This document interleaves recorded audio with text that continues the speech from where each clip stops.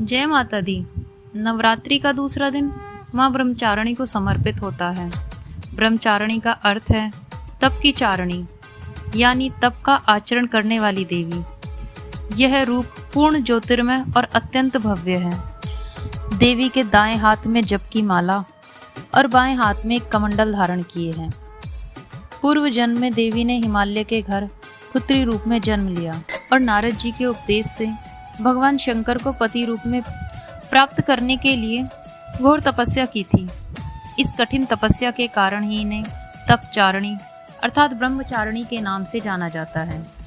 1000 वर्ष तक इन्होंने केवल फूल फल खाकर बिताए और 100 वर्षों तक केवल जमीन पर रहकर शाक पर निर्वाह किया।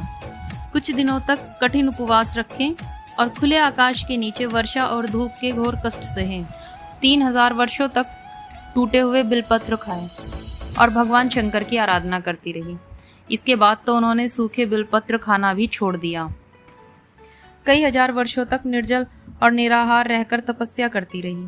पत्तों को खाना छोड़ देने के कारण माता का नाम अपर्णा पड़ गया। कठिन तपस्या के कारण देवी का शरीर एकदम क्षीण हो गया। देवता, ऋषि, सिद्धगण, मुनि सभी ने ब्रह्मचारिणी की तपस्या को अभूतपूर्व पुण्य कृत्य बताया और ब्रह्मा जी ने कहा कि हे देवी, आज तक किसी ने इस तरह की कठोर तपस्या नहीं की है। यह तुम्ही से ही संभव थी। तुम्हारी मनोकामना परिपूर्ण होगी और भगवान चंद्रमौली शिव जी तुम्हें पति रूप में प्राप्त होंगे। अब तपस्या पूर्ण करके घर लौट जाओ, जल्द ही तुम्हारे पिता के पास संदेश आएगा। ब्रह्मचारिणी देवी की कथा का सार यह है कि जीवन के कठिन संघर्षों में भी मन विचलित नहीं होना चाहिए।